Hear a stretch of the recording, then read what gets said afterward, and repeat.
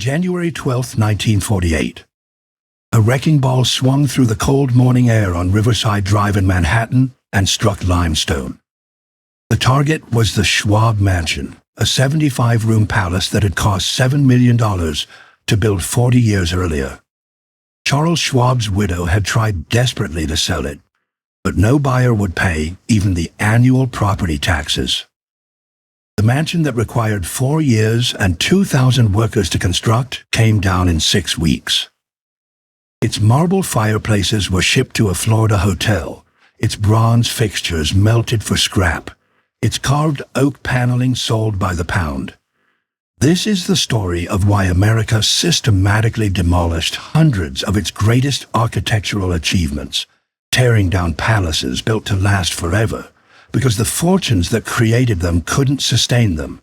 The destruction began on Fifth Avenue and spread outward like a contagion.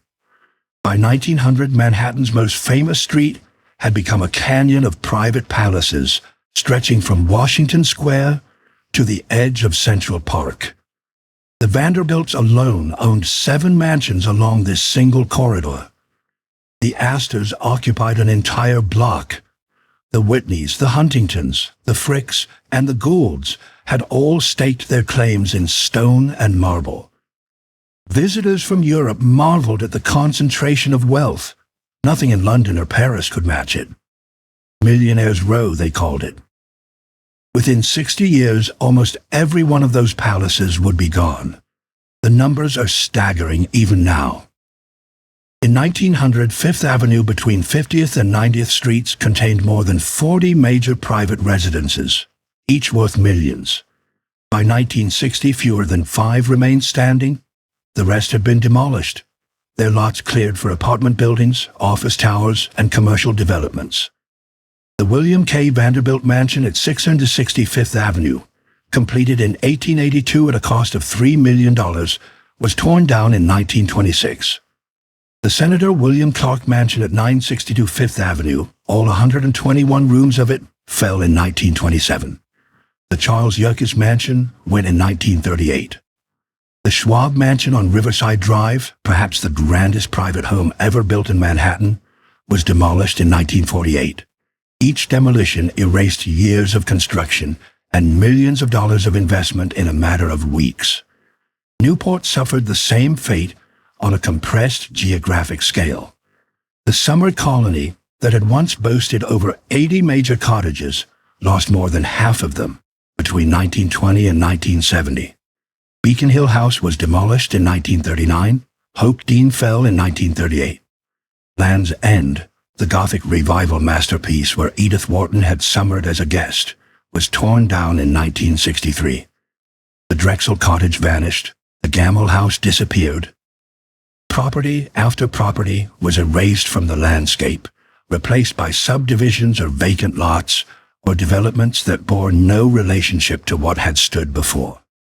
The wrecking crews moved through Bellevue Avenue with business-like efficiency, dismantling in days what had taken years to perfect. Chicago's Prairie Avenue tells the same story with different names and different architectural styles. In 1880, this stretch of the South Side was home to more millionaires per square foot than any other street in America. The Pullmans lived there in a massive stone mansion. So did the Armours, the meatpacking kings. The Fields built there.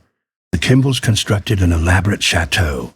Their mansions were smaller than Newport cottages, but no less elaborate inside, filled with European furniture and staffed by dozens of servants.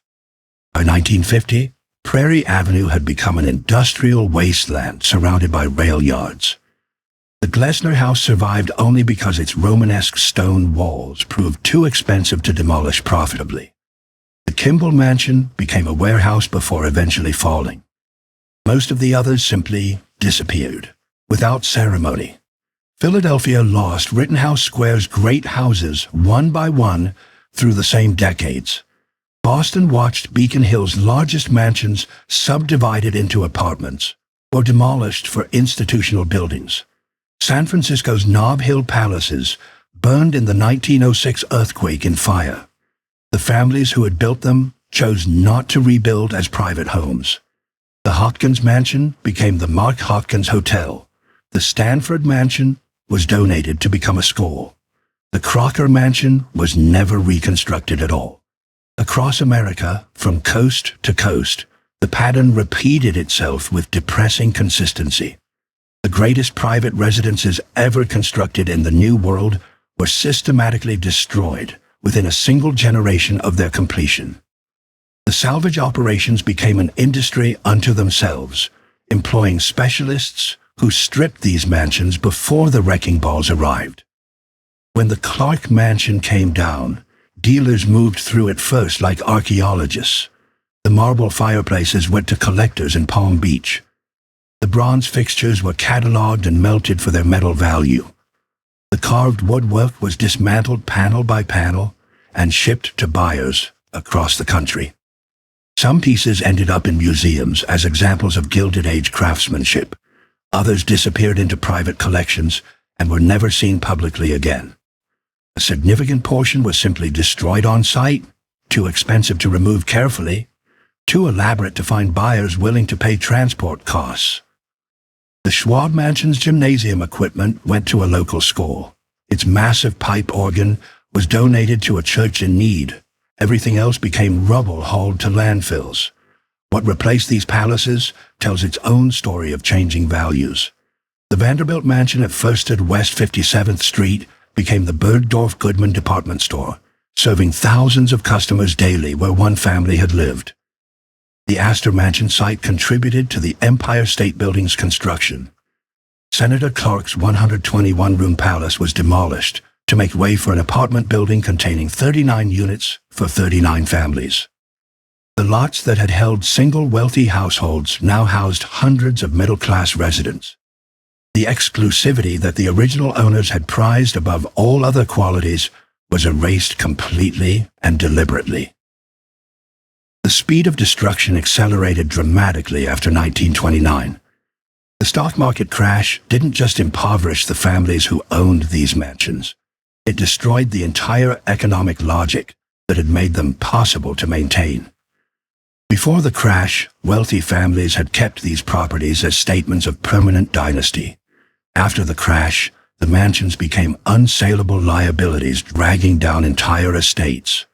No one wanted to buy a 75-room palace that cost $200,000 a year to operate. No one could afford to, even if they wanted. The math had changed permanently and irreversibly. By 1940, mansion demolitions had become so common that they barely made newspapers. Another palace coming down. Another piece of American architectural history erased from the urban landscape. The newspapers covered only the largest and most famous ones. The Schwab Mansion warranted front-page treatment. So did the Clark Mansion and the major Vanderbilt properties. But dozens of smaller palaces vanished without public comment or preservation efforts. They have been built to announce their owner's arrival at the summit of American society. They were destroyed because that summit no longer existed as a destination anyone could reach. The question that lingered over every demolition was always the same. Why couldn't these families save their own houses? These were still wealthy people by any normal standard of measurement. The Vanderbilts hadn't become poor in any meaningful sense. The Astors retained enormous fortunes spread across multiple generations. The grandchildren of the original mansion builders often possessed more money in absolute dollar terms than their grandparents had commanded. Yet they couldn't keep a single house standing without extraordinary measures. They chose demolition over preservation. They chose destruction over the burden of maintenance. Something in the fundamental equation had changed permanently. The mansions were built for a world that vanished beneath their owners' feet. That was the simplest answer anyone could give. The federal income tax hadn't existed when Cornelius Vanderbilt II commissioned his Fifth Avenue palace in the 1880s. Servants had cost almost nothing compared to later decades. Property taxes had been nominal fractions of assessed value. The wealth required to build these structures and the wealth required to maintain them had seemed identical to the men who signed the construction contracts. They weren't identical at all. Building required capital, a one-time expenditure, however large. Maintenance required income year after year without end. The distinction between these two kinds of money would prove fatal to nearly every mansion built during the Gilded Age. To understand why these palaces fell so quickly after rising so magnificently, we have to understand why they rose in the first place. The men who built them weren't simply rich by the standards of their time. They were the richest Americans who had ever lived up to that point, commanding fortunes that dwarfed anything the young country had seen before. Rockefeller, Carnegie, Vanderbilt, Morgan, Frick. These names represented concentrations of wealth that rivaled European royalty. And they faced a problem that no amount of money could solve by writing checks. They needed to prove they belonged among the elite. They needed to establish that their families mattered. They needed credentials that couldn't be bought directly, but had to be constructed, literally, in stone. The Gilded Age began in the wreckage of the Civil War and exploded into something America had never seen. Between 1865 and 1900, the country industrialized with breathtaking speed. Railroads connected coasts. Steel mills transformed cities. Oil refineries created fortunes overnight. The men who controlled these industries accumulated wealth on a scale that dwarfed European aristocracy. John D. Rockefeller's net worth peaked at nearly $1 billion in an era when the entire federal budget was $525 million. Andrew Carnegie sold his steel empire for $480 million in 1901. Cornelius Vanderbilt left $100 million when he died in 1877. His son doubled it within 8 years. These weren't just rich men, they were richer than anyone in American history had ever been. But wealth alone meant nothing in the social hierarchy of the 1870s. The old families of New York, the Astors and Livingstons and Schuylers, looked down on the new industrial fortunes with unconcealed contempt. Money earned from railroads smelled of coal smoke. Money from steel carried the stench of immigrant labor. Money from oil was simply vulgar. The established aristocracy had inherited their positions through generations of respectable mercantile trade. They weren't about to welcome men whose grandfathers had been farmers into their drawing rooms. The gatekeepers enforced their boundaries ruthlessly. Mrs. Caroline Schermerhorn Astor, married to the grandson of John Jacob Astor, appointed herself the arbiter of New York society. With her social advisor, Ward McAllister, she compiled a list of acceptable families. The number was 400, supposedly because that was how many guests could fit comfortably in her ballroom. Anyone not on the list simply didn't exist socially. Invitations to her annual ball determined who mattered and who didn't. New money was explicitly excluded. The Vanderbilts weren't invited. Neither were the Rockefellers or the Carnegies. They had more money than Mrs. Astor could count. It made no difference. The new industrialists faced an impossible situation. They had conquered every economic challenge America could offer. They had built railroads across continents. They had created monopolies in steel and oil and finance. They had bent markets to their will and crushed competitors without mercy. But they couldn't buy their way past Mrs. Astor's ballroom door. Their daughters couldn't marry into respectable families. Their sons were blackballed from the right clubs. All that money, and they remained social outsiders in their own city. The solution emerged gradually, then became an arms race. If old money wouldn't accept them based on lineage, new money would force acceptance through overwhelming display. They would build houses so magnificent that society couldn't ignore them. They would import European culture wholesale and demonstrate refinement that exceeded anything the old families possessed. They would create facts on the ground in limestone and marble that made their social position undeniable. Alva Erskine Smith understood this strategy better than anyone. She had married William Kissam Vanderbilt in 1875, connecting herself to the greatest railroad fortune in America. But the Vanderbilt name still carried the taint of old Cornelius, the Commodore, who had sworn and spat and cheated his way to wealth. Alva intended to change that perception permanently. In 1879, she commissioned Richard Morris Hunt to design a mansion at 1660 Fifth Avenue. Hunt had studied at the École des Beaux-Arts in Paris. He understood how European aristocracy announced itself through architecture. The result was a French Renaissance chateau transplanted to Manhattan, complete with limestone facade and elaborate carved details. The house cost $3 million to build. It was worth every penny as social artillery. The mansion opened with a costume ball in March 1883. 1,200 guests attended. The decorations alone cost $155,000. Alva dressed as a Venetian princess.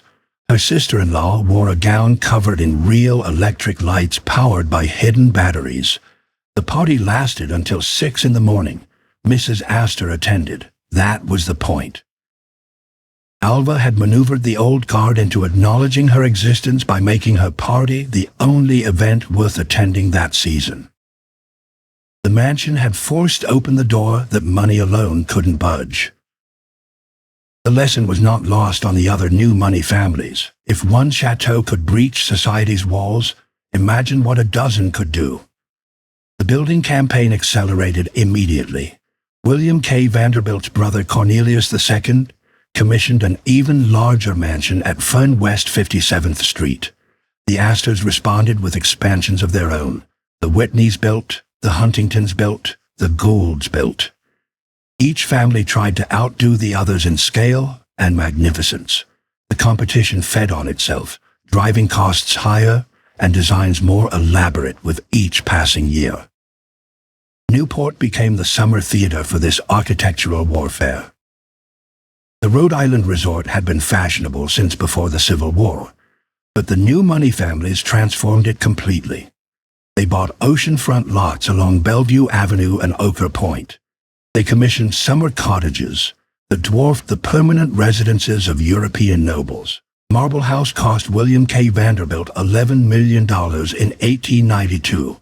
The Breakers cost his brother Cornelius $7 million in 1895. Rosecliff cost Herman Ulrichs $2.5 million. Rough Point cost Frederick Vanderbilt over $1 million. These weren't homes in any conventional sense. They were fortifications in a social war, built to establish dominance through sheer, overwhelming presence.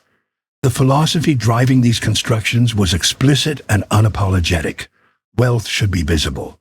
Modesty was for people who couldn't afford excess. The point wasn't comfort or even beauty, though beauty often resulted. The point was proving that you could spend more than anyone else on a house you would occupy 8 weeks, 8 year. The more impractical the display, the more powerful the statement. Anyone could build a house they needed. Only the truly wealthy could build monuments to their own superfluity. This philosophy had consequences the builders never anticipated. They were constructing structures that required their level of wealth to maintain. A 70-room palace needed 50 servants. A marble facade needed constant cleaning. Elaborate mechanical systems needed specialized engineers. The annual operating costs rivaled the purchase price of an ordinary mansion. But the Vanderbilts and Astors and Whitneys didn't think in terms of operating costs. They thought in terms of competitive positioning. They were fighting a war. And wars are expensive. The European imports accelerated the arms race further. Alva Vanderbilt had started by bringing in a French-trained architect. Others went further. They bought entire rooms from European chateaux and shipped them across the Atlantic. They purchased tapestries from cathedrals and paintings from noble collections. They hired French craftsmen to build interiors in Paris, then disassembled them and reconstructed them in Newport. William Randolph Hearst would later spend decades buying European castles piece by piece. The Gilded Age families established the template. American wealth could buy European culture wholesale. The marriages followed the same logic of acquisition. If you couldn't inherit aristocratic blood, you could purchase it through marriage. American heiresses began crossing the Atlantic in search of titled husbands. Consuelo Vanderbilt, married the Duke of Marlborough in 1895. Her dowry was $2.5 million in railroad stock, plus a $100,000 annual income. The Duke got money to restore Blenheim Palace. The Vanderbilts got a duchess in the family. Similar transactions occurred by the dozens. American fortunes bought British titles, French chateaux, Italian palazzos. The new aristocracy was constructing itself piece by piece. By 1900, the social war was essentially won. Mrs. Astor's list had expanded to include the Vanderbilts and other new money families. The distinctions between old and new fortunes had blurred into irrelevance. The mansions along Fifth Avenue and Bellevue Avenue represented the absolute pinnacle of American wealth and taste. Nothing in Europe could match them for concentrated magnificence. The families who built them had achieved everything they sought.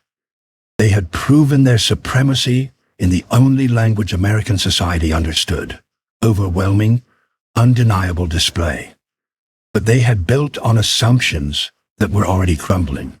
The federal government would soon assert powers it had never exercised. The Income Tax Amendment was ratified in 1913. The social consensus that celebrated visible wealth was shifting. The servants who staffed these palaces were organizing unions. The fortunes that seemed infinite were about to be divided among heirs who would divide them further.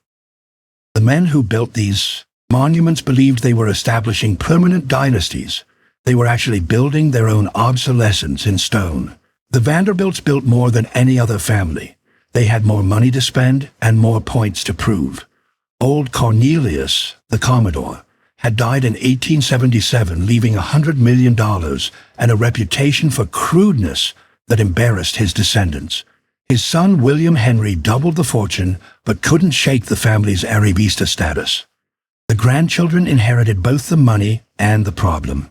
They solved it through construction on a scale America had never witnessed. Cornelius Vanderbilt II took up the burden of being the responsible heir. He inherited the largest share of William Henry's estate in 1885, approximately $70 million, plus control of the New York Central Railroad. His younger brothers received smaller portions and fewer obligations. Cornelius got the weight of the family name. He approached the responsibility with grim determination. Friends later remarked that he never seemed happy. The mansion building was duty, not pleasure.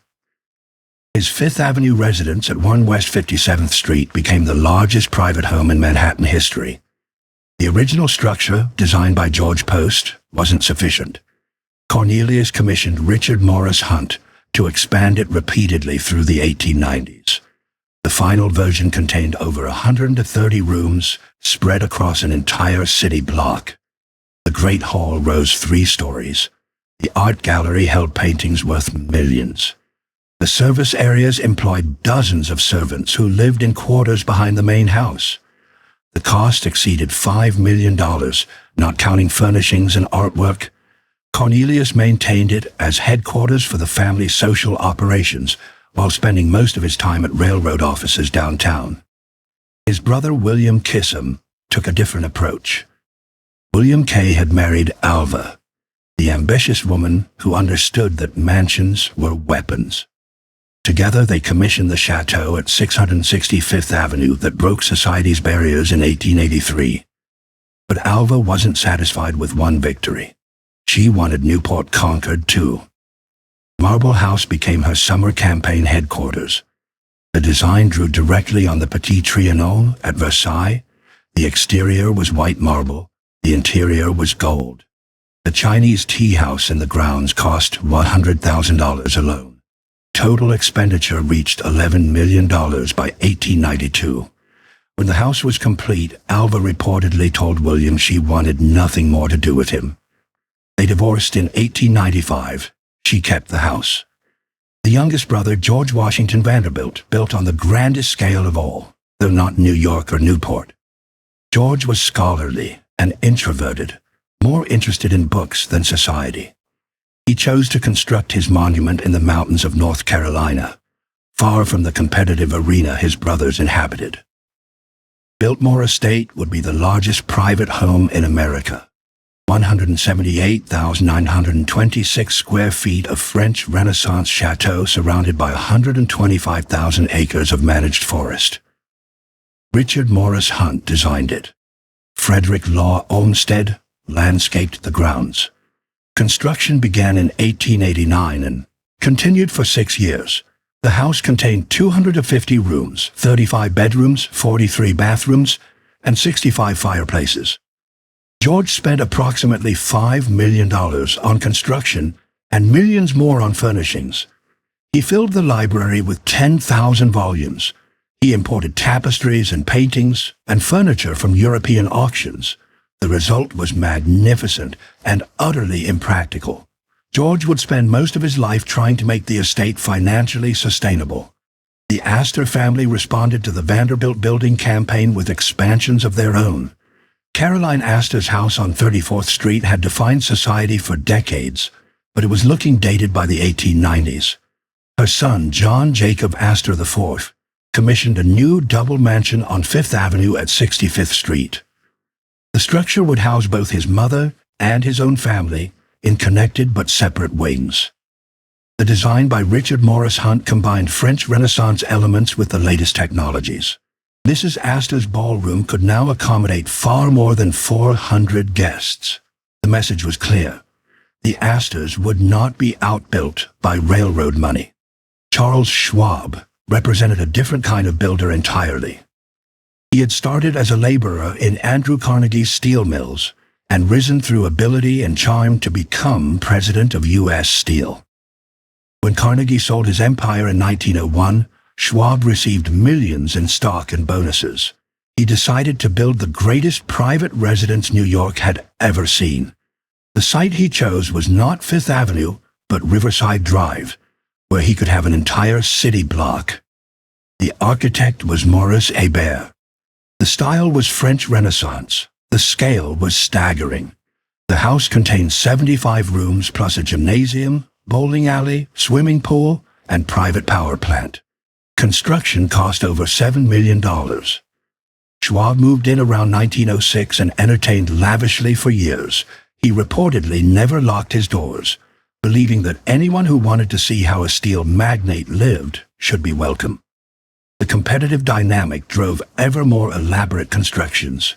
The Whitneys built on Fifth Avenue, then in Long Island, then in multiple locations simultaneously.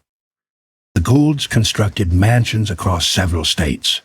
The Fricks built one of the finest small palaces in New York, designed by Thomas Hastings with interiors that would later become the Frick Collection Museum.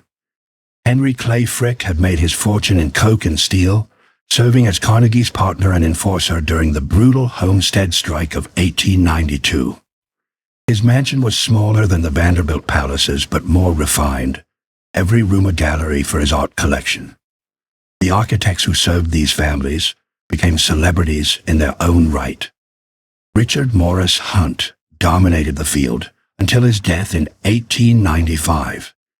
He had designed the Vanderbilt Chateau at 1660 Fifth Avenue, the expansion of Cornelius II's mansion, Marble House, the Breakers, Biltmore Estate, and the pedestal of the Statue of Liberty.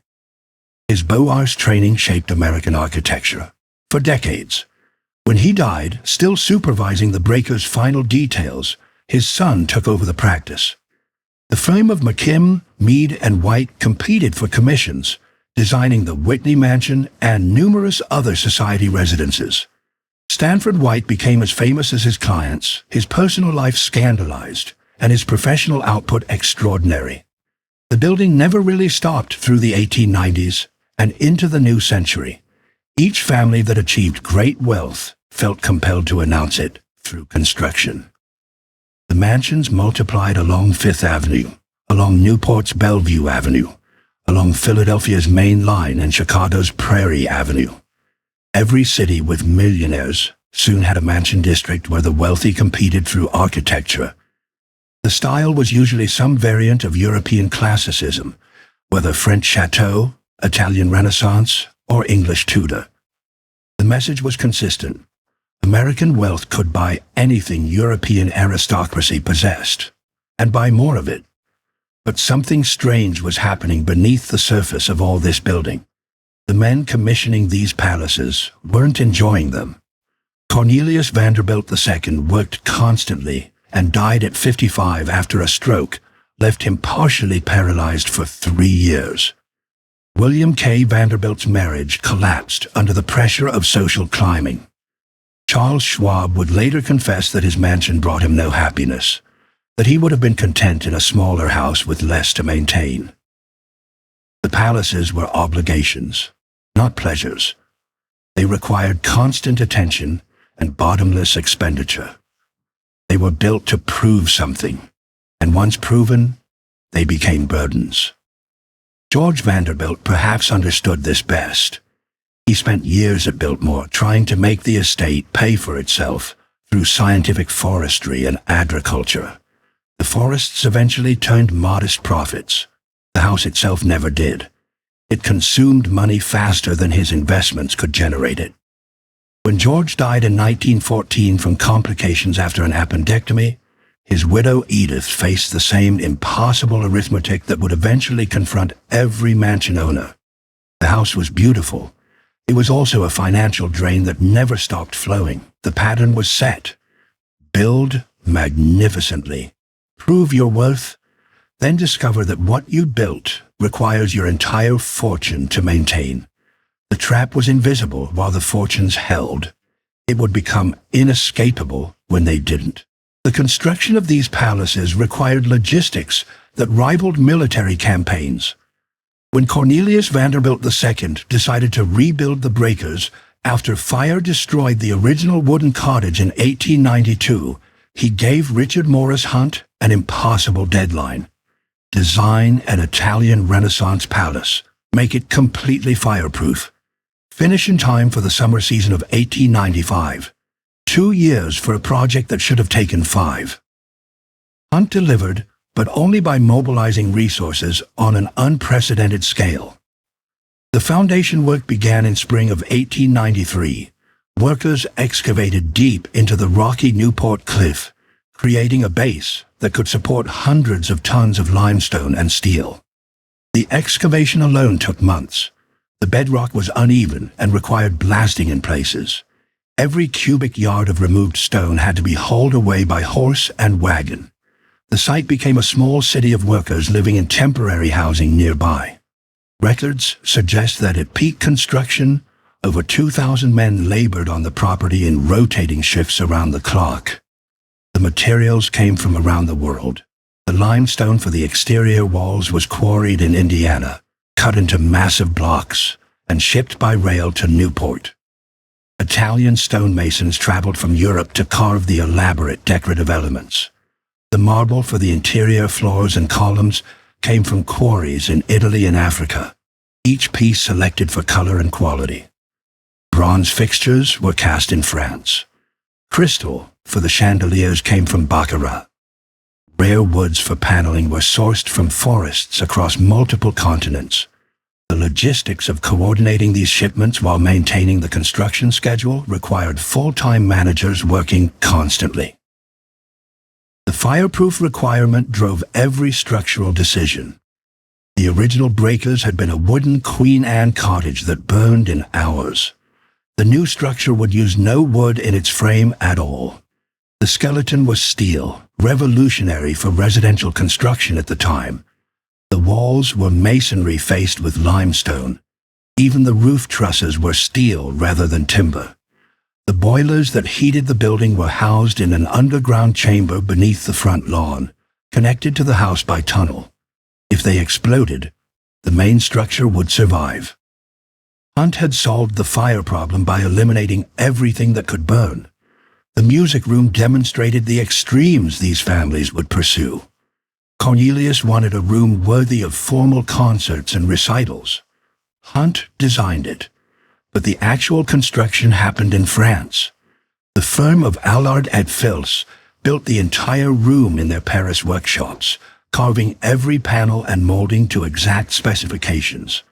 When complete, workers disassembled the room piece by piece. Each element was numbered and packed for transatlantic shipping. French craftsmen then traveled to Newport to reassemble everything inside the steel frame Hunt had prepared.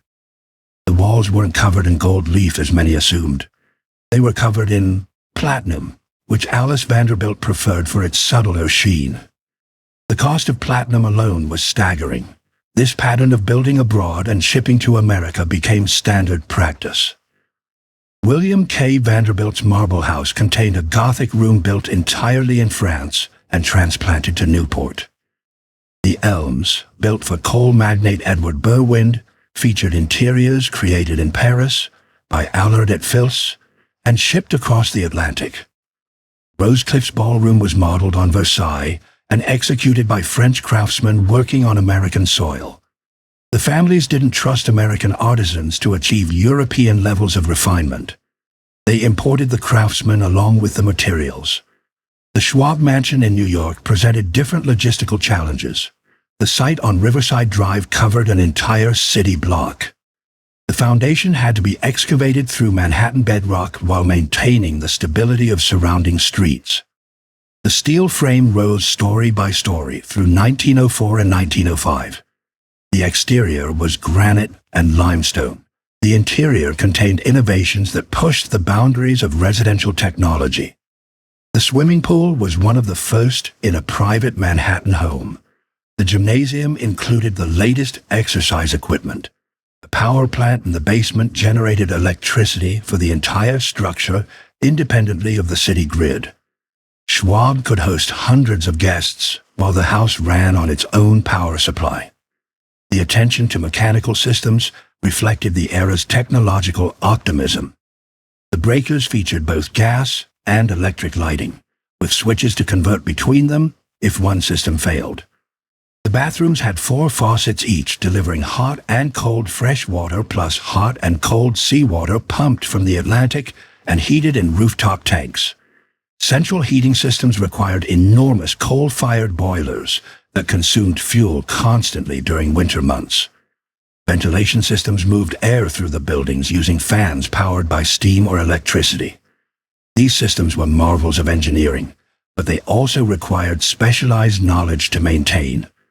Every improvement added another layer of complexity and expense. The time required for construction varied enormously depending on ambition.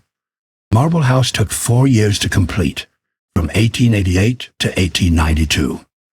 The breakers rose in roughly 2.5 years under Hunt's forced schedule.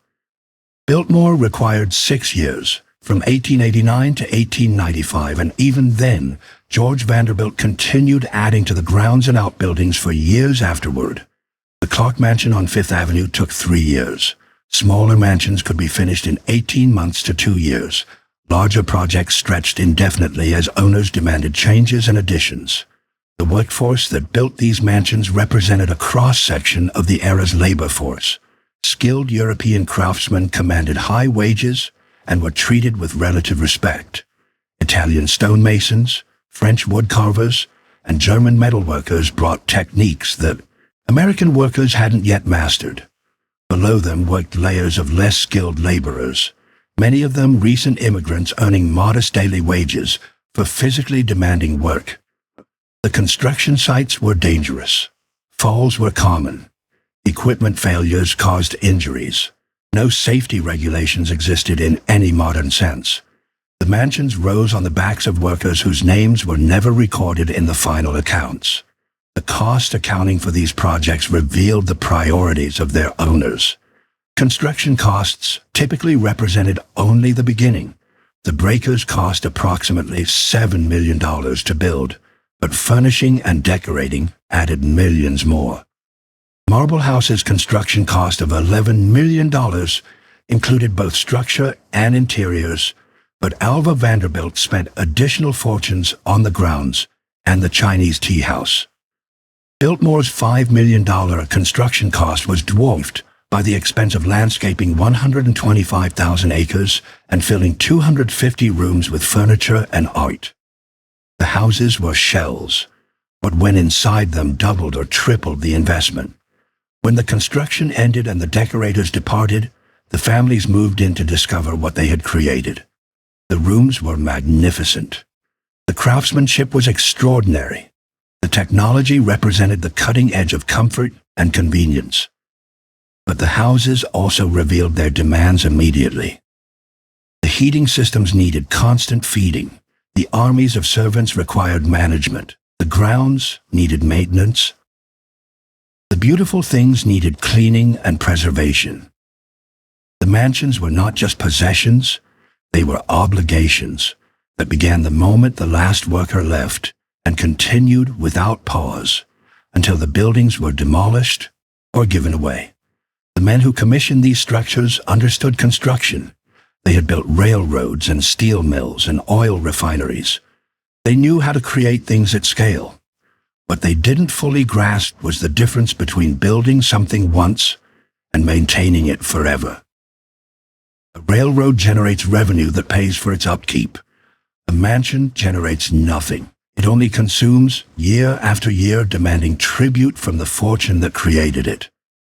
The construction was finished. The costs had just begun. Walk through the front door of the breakers, and the first thing you see is the Great Hall, rising nearly 50 feet to a painted ceiling, designed to resemble an open Italian sky. Massive columns line the walls, their capitals gilded and elaborate. The floor is polished marble in geometric patterns. A grand staircase curves upward to the second-floor gallery, its balustrades carved from rare stone. The space was designed to overwhelm visitors before they saw anything else. It succeeded completely. The scale of these entrance halls was deliberate psychological warfare. The Clark Mansion's entrance rose 3 stories, with a skylight flooding the space with natural light.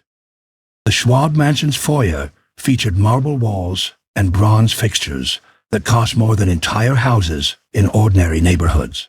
The Frick residence opened into a courtyard atrium with a fountain and garden visible through glass walls. Each family wanted visitors to understand immediately that they had entered a different world, one where normal constraints didn't apply. The Breakers' music room demonstrated what unlimited budgets could achieve. The walls were covered in platinum rather than gold because Alice Vanderbilt preferred the subtler color. The ceiling was elaborately carved and gilded. The chandeliers were baccarat crystal, weighing hundreds of pounds each. The room could accommodate over 100 guests for recitals and concerts. During Newport's social season, the finest musicians in America performed here for audiences dressed in clothes that cost thousands of dollars. The room, built in France and shipped across the Atlantic, was worth the journey. The dining rooms in these mansions could seat dozens for formal meals that lasted hours. The Breakers' dining room rose 2 stories high, surrounded by 12 columns of Algerian marble with gilded bronze capitals. The ceiling was coffered and painted. 2 enormous baccarat chandeliers hung above the table, each containing thousands of crystal pieces.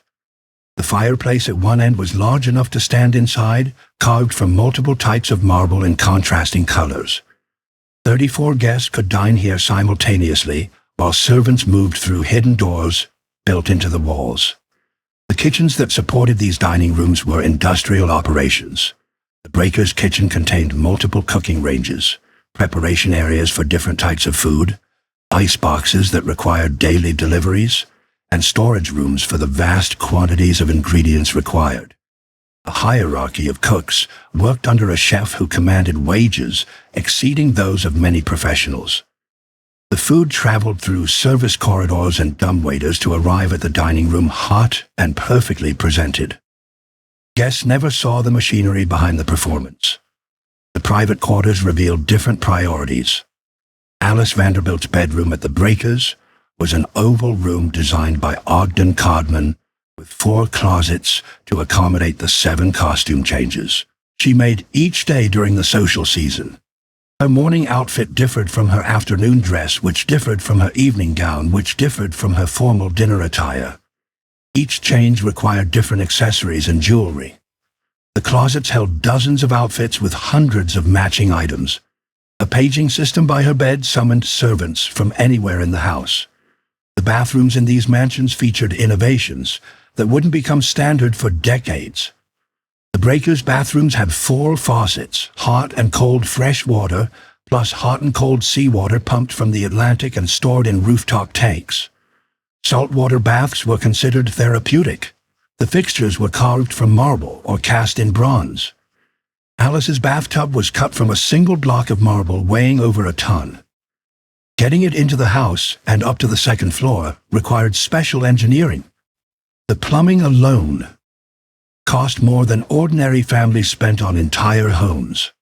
The libraries in these houses contained thousands of volumes, often purchased by the yard rather than by title. George Vanderbilt at Biltmore was a genuine bibliophile who read multiple languages and accumulated over 23,000 books he actually intended to study. The Breakers' library was paneled in Circassian walnut, impressed with gold leaf in patterns resembling leather-bound books. The fireplace mantel came from a 16th century French chateau. Above it was carved an inscription in French, "I laugh at great wealth and never miss it. Nothing but wisdom matters in the end." The irony of that message appearing in a $7 million palace apparently escaped everyone involved. The art on these walls represented fortunes spent in European auction houses. The Frick collection, now a public museum, shows what Henry Clay Frick accumulated. Vermeers, Rembrandts, El Grecos, Turners, works by dozens of masters. The Vanderbilts collected differently, favoring decorative arts and furnishings over paintings. The Astors assembled tapestries and sculptures. Each family's collection reflected their particular idea of what culture meant and how wealth should be displayed. The art wasn't just beautiful, it was evidence of sophistication that money alone couldn't guarantee. The grounds surrounding these mansions extended the architectural statements outdoors. The Breakers sat on 13 acres, with formal gardens, fountains, and paths leading to the cliff edge, where the Atlantic crashed against the rocks. Marble House featured elaborate gardens with the Chinese tea house that Alva Vanderbilt used for her suffrage meetings after she remarried. Biltmore's grounds, designed by Frederick Law Olmsted, covered 125,000 acres of managed forest, gardens, and agricultural land. The scale was staggering. Maintaining these grounds required armies of gardeners working year-round. The servant quarters occupied entire floors, hidden from family and guest areas. The Breakers housed 33 servants in rooms on the 4th floor, under the mansard roof. These were comfortable by contemporary standards, each with a bed, dresser, and window, but they were also separate from the world below. Hidden corridors allowed female servants to move through the house without being seen. The family could pretend their comforts appeared by magic while dozens of workers labored invisibly to create that illusion. The entertainments hosted in these rooms defined the Gilded Age social calendar. Alva Vanderbilt's costume ball of 1883 became legendary, with guests spending thousands on their outfits. Mrs. Astor's annual ball determined social standing for the entire season. The parties at Newport during the summer rivaled anything European aristocracy could offer. Orchestras played, elaborate foods were served, fireworks lit the sky. Guests arrived in carriages, later in automobiles, wearing jewels worth more than factories. The mansions existed for these moments, built as stages for performances of wealth. The ironies embedded in these structures were invisible to their creators. They built rooms to prove their culture while buying art by the shipload. They constructed libraries filled with unread books. They carved mottos about wisdom into walls that celebrated nothing but excess. The mansions were statements about permanence, made by families whose fortunes were already beginning to fragment. Every elaborate room was also a maintenance burden. Every gilded ceiling needed periodic restoration. Every marble floor required specialized cleaning. The beauty came with a price tag that never stopped accumulating. The families had built monuments to their own supremacy. They had also built monuments to the impossibility of maintaining supremacy forever. The breakers cost $83,000 a year in property taxes alone. The family used it 8 weeks annually. That single number reveals the fatal flaw embedded in every Gilded Age mansion. These buildings were designed to demonstrate wealth, not to be efficient or practical. The more impractical the display, the more powerful the statement. But impracticality has a price tag that arrives every year without fail. The seasonal pattern defined Newport from the beginning. The summer colony existed from early June through late August, perhaps 12 weeks at most. Many families stayed even shorter periods, arriving in July and departing before Labor Day. The Vanderbilts typically occupied the breakers for 8 weeks, sometimes less if business called them back to New York.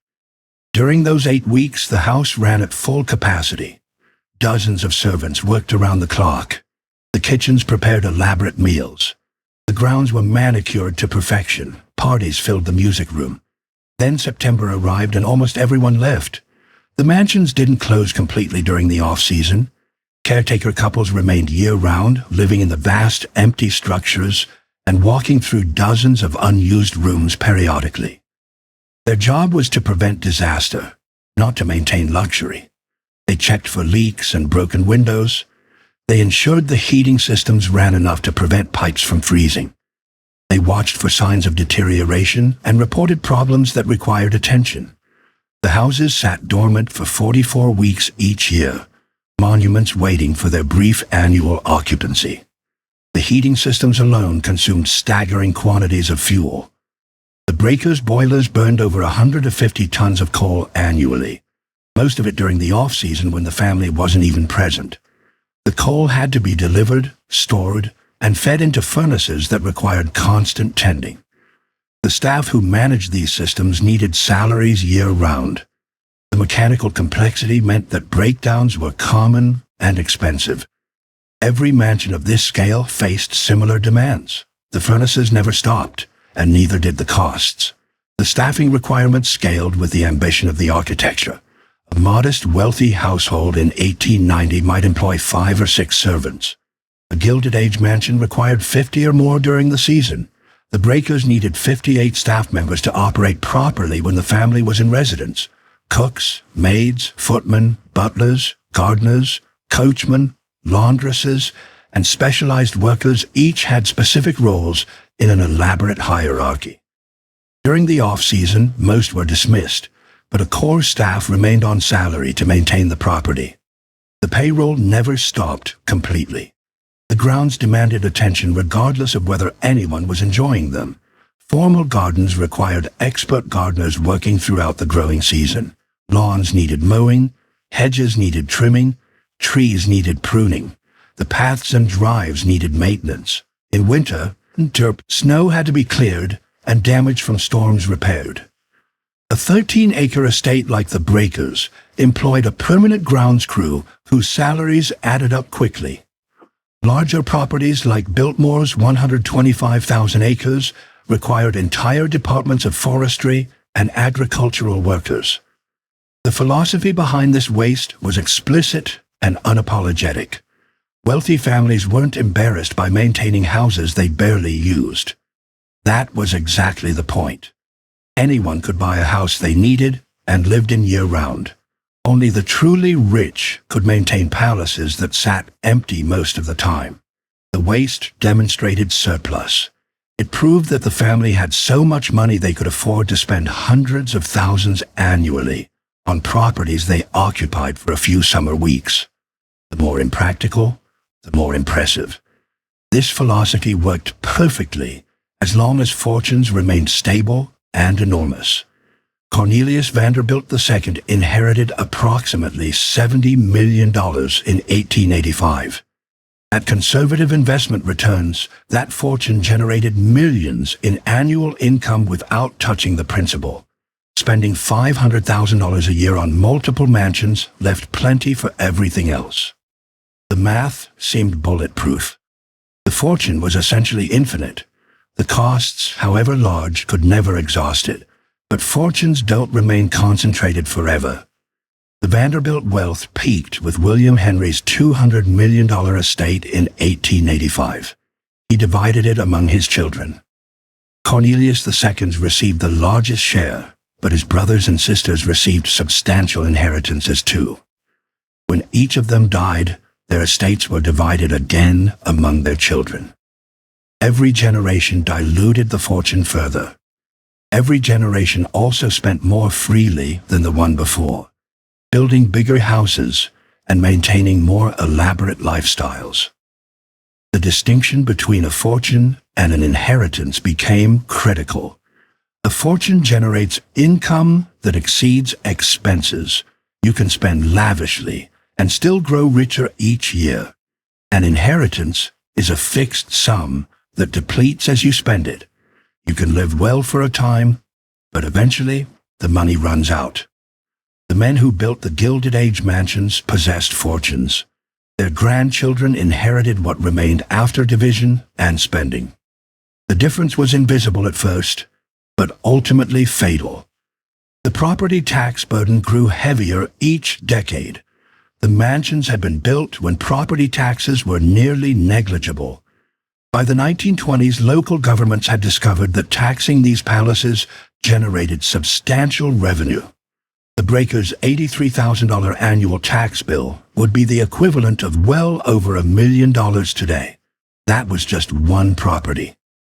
Families who owned mansions in multiple locations faced combined tax burdens that consumed enormous portions of their declining incomes. The economics that made these mansions possible began collapsing before anyone noticed. The federal income tax arrived in 1913, initially modest but rising steadily. By the 1920s, top marginal rates exceeded 70%. The investment income that had seemed infinite was suddenly subject to substantial taxation.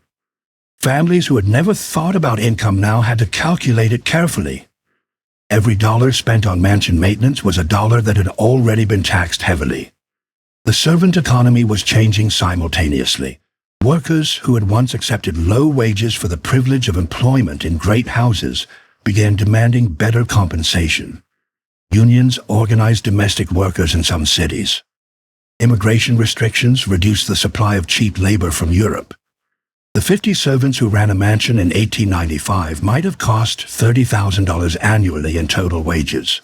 By 1925, comparable staff cost 3 times as much. The expenses rose while the income fell. No one built these mansions expecting their families to become poor.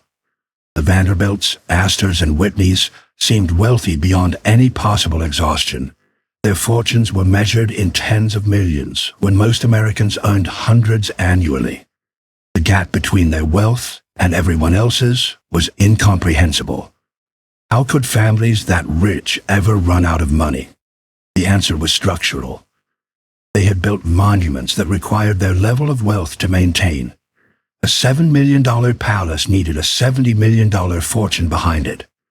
When the fortune shrank through division and taxation, while the maintenance costs grew through inflation and rising wages, the arithmetic eventually failed. The mansions became traps, consuming more each year while the resources to feed them diminished. The families had built their own financial prisons and decorated them beautifully. The collapse began before the stock market crashed.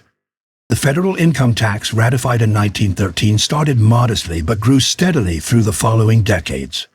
By 1918, the top marginal rate reached 77% on incomes above $1 million. The fortunes that had seemed infinite were suddenly subject to substantial annual deductions. Families that had never considered their income as distinct from their wealth discovered they were spending faster than they were earning. World War I accelerated the social transformation. Young men who had been groomed to inherit mansions went to France instead. Servants who had staffed great houses left for factory jobs that paid better and demanded less deference. The elaborate social rituals that had justified these palaces seemed frivolous during wartime. Maintaining a 70-room summer cottage while soldiers died in trenches became difficult to defend, even among the wealthy themselves. The 1920s brought false recovery, the stock market soared, and paper fortunes multiplied. Some families used the boom years to sell properties they could no longer justify maintaining. Alice Vanderbilt sold the massive Fifth Avenue mansion in 1926, unable to manage both it and the breakers simultaneously. The buyers demolished it almost immediately and constructed an apartment building on the site. Other families held on, believing the prosperity would last. They were wrong. October 1929 ended the illusion permanently. The stock market lost nearly 90% of its value between 1929 and 1932. Investment portfolios that had generated hundreds of thousands in annual dividends suddenly produced nothing. Families that had been spending income found themselves spending capital instead. The arithmetic that had seemed sustainable became catastrophic within months. The Depression destroyed what remained of the Gilded Age social structure. Visible wealth became dangerous rather than admirable. Families that had built mansions to prove their superiority now faced hostile public attention. The labor unrest of the 1930s targeted symbols of excess. Maintaining a palace while millions starved created political and personal risk. Many families shuttered their mansions simply to avoid becoming targets. The tax burden continued rising. By 1936, the top marginal rate reached 79%. Estate taxes approached 70% on the largest inheritances. Families that might have passed mansions to the next generation discovered that the taxes owed at death would consume most of the remaining fortune. The properties that had been built to establish dynasties became obstacles to passing anything useful to heirs. Cornelius Vanderbilt III watched his family's holdings disintegrate. He had been disinherited by his father decades earlier for marrying without permission, receiving only a fraction of what his siblings inherited. But even those siblings struggled to maintain what they had received. Alfred had died on the Lusitania in 1915. Reginald had drunk himself to death in 1925. Gertrude had her own fortune through marriage and her art career. Only Gladys remained to inherit the breakers, and she had no means to support it. Charles Schwab's story became a cautionary tale for the era. He had built the greatest private mansion in New York, 75 rooms on an entire city block. He had entertained lavishly and never locked his doors. But his investments collapsed with the steel industry. By the 1930s, he was effectively bankrupt, living in a small apartment while his empty palace awaited buyers who never came. He died in 1939 owing money to creditors. His widow tried for years to sell the mansion. No one would pay even the cost of annual taxes. It sat empty until 1948 when it was finally demolished. The widows bore the heaviest burdens. Men died and left their wives with properties they couldn't maintain and couldn't sell. Alice Vanderbilt struggled with the breakers for 35 years after Cornelius died.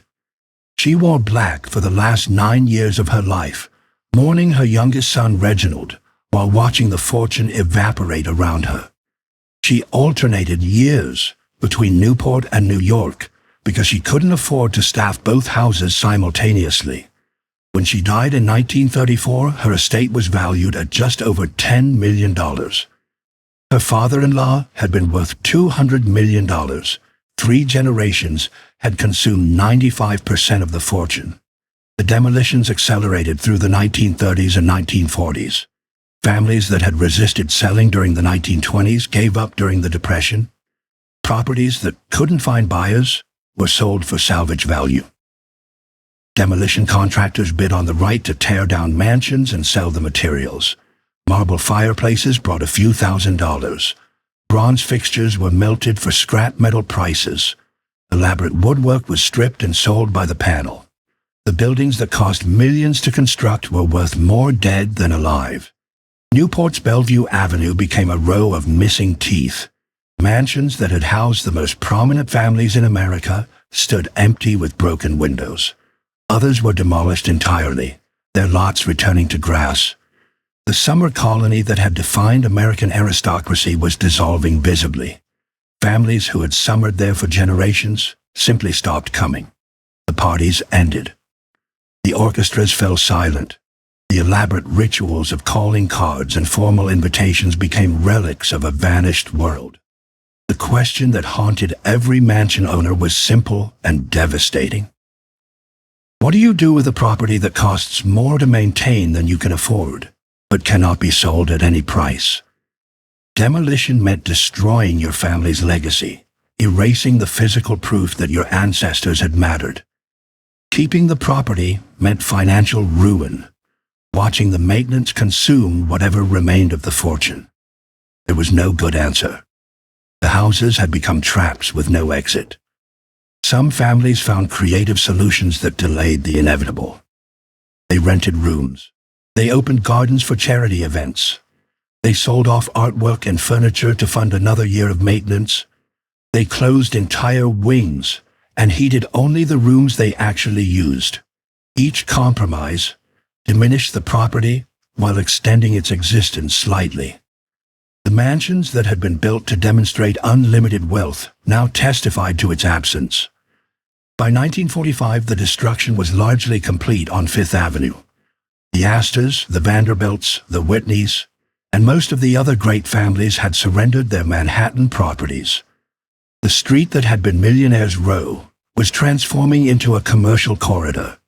Apartment buildings and office towers rose where palaces had stood.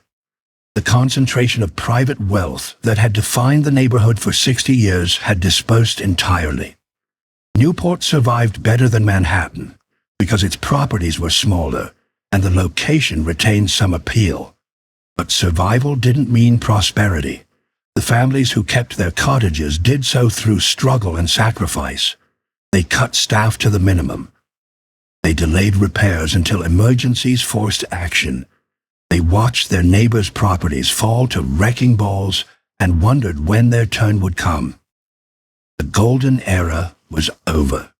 What remained was salvage.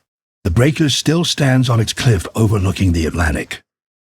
Over 400,000 visitors tour it annually, paying admission to walk through rooms that were designed for invited guests only. The palace that nearly bankrupted 3 generations of Vanderbilts now generates enough revenue to maintain itself and support other preservation efforts. The solution that saved it was simple and paradoxical. The family gave it away. Countess Gladys Vanderbilt Sechenyi inherited the Breakers when her mother Alice died in 1934. She was 47 years old, married to a Hungarian nobleman, and completely unable to afford what she had received. The taxes alone were $83,000 annually. Insurance, maintenance, and minimal staffing added tens of thousands more. Gladys had no income capable of meeting these demands. The fortune that built this palace had been divided among too many heirs and depleted by decades of struggle. For 14 years, Gladys wrestled with impossible arithmetic. She opened the house for abbreviated summer seasons with minimal staff. She closed entire floors to reduce heating costs. She watched the property deteriorate in ways that would have horrified her grandfather. From 1939 to 1942, she didn't occupy it at all, staying at her sister Gertrude's Newport home while the Breakers sat empty. The war provided temporary purpose when the mansion served as an air raid shelter.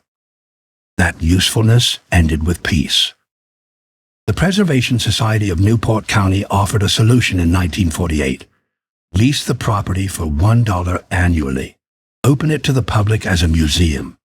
The society would handle all maintenance, all operating costs, all public tours. Gladys would retain ownership and maintain a private apartment on the 3rd floor. The mansion would survive without destroying her financially. She accepted.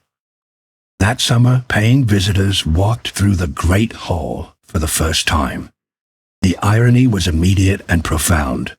The palace, constructed to prove Vanderbilt supremacy, survived by becoming democratic. Anyone with an admission ticket could see rooms once reserved for society's elite. The exclusivity that justified the building campaign was inverted completely. The mansion became famous because everyone could visit, not because access was restricted. The more public it became, the better preserved it remained. Biltmore Estate found a different path to the same destination. George Vanderbilt's widow, Edith, had struggled with the property after his death in 1914, but careful management kept it solvent. Their daughter Cornelia eventually passed control to her sons. The family decided to open Biltmore to paying visitors in 1930, making it one of America's first house museums at this scale. They retained ownership but transformed the business model entirely. Today, over 1 million visitors tour Biltmore annually. The estate that George couldn't make profitable as a private home thrives as a commercial operation. The pattern repeated across surviving mansions. The Elms opened to the public in 1962. Marble House followed in 1963. Rosecliff opened in 1971. Each property that survived did so by ceasing to be private. The families who built them couldn't maintain them. The public who visits them can. Some mansions found institutional rather than tourist salvation. The Frick Collection opened as a public museum in 1935, 2 years after Henry Clay Frick's widow died. The mansion became a gallery, where visitors see both the art and the domestic context that framed it. Other properties became schools or hospitals or government buildings. Properties that couldn't attract tourists or institutions faced demolition or abandonment. The Preservation Society now operates 11 historic properties, including the Breakers. Admission revenue from that single mansion supports conservation across all properties. The palace that cost $7 million and threatened to consume the Vanderbilt fortune now funds an entire architectural heritage. The numbers that once meant disaster now mean sustainability. Statistics tell the survival story clearly. Newport's summer colony once contained over 80 major cottages. Roughly half were demolished between 1920 and 1970. Most survivors open to the public. Properties that remained private either had unusual financial backing or generated income through conversion. Pure private luxury, a Gilded Age scale, proved unsustainable almost everywhere. Fifth Avenue's Mansion District disappeared nearly entirely. The Frick Collection survives as a museum. A few properties found institutional uses. Everything else was demolished and replaced. Apartments and offices now house thousands where dozens once lived. The concentration of private wealth that defined the neighborhood yielded to commercial density. The lessons discomfort anyone who builds monuments to personal importance. The Vanderbilts spent $7 million proving supremacy. Within 40 years, they couldn't maintain what they built. The Astors, Whitneys, and Schwabs faced identical fates. Fortunes that seemed infinite proved temporary. Mansions that seemed permanent proved unsustainable. The only structures that survived were ones their owners surrendered. Sharing saves what hoarding destroys. That is the blunt conclusion of a century of mansion history. Families who clung to private ownership watched wrecking balls demolish their heritage. Families who opened their homes to the public saw them preserved for generations. The exclusivity that justified original construction became the obstacle to survival. Democracy that builders would have despised became the preservation mechanism. The Breakers stands today exactly as Cornelius Vanderbilt intended 130 years ago. Waves crash on rocks below. The limestone facade gleams. The great hall soars to its painted sky. The platinum walls still reflect light that once illuminated society parties. Everything physical is preserved. But meaning has transformed completely. The palace built to prove one family's supremacy now proves something else. It proves monuments outlive builders only when purpose expands beyond private display. It proves beauty survives when it becomes accessible. It proves the greatest Gilded Age achievements could only be saved by abandoning the philosophy that created them. The Vanderbilts spent fortunes establishing their place in American aristocracy. Their descendants spent decades trying to maintain what those fortunes built. The only way to preserve the legacy was giving it to everyone, The most exclusive address in Newport became the most visited. The palace designed for the few belongs now to the many. That wasn't Cornelius Vanderbilt's intention when he commissioned Richard Morris Hunt in 1893. It was the only outcome that let his vision survive. The question lingers over every preserved mansion and demolished ruin. What does it mean that $7 million couldn't buy forever? What does it say about wealth and permanence that America's richest families couldn't maintain what they built? The Gilded Age aristocracy discovered a truth their monuments now teach every visitor. You can build for eternity with platinum.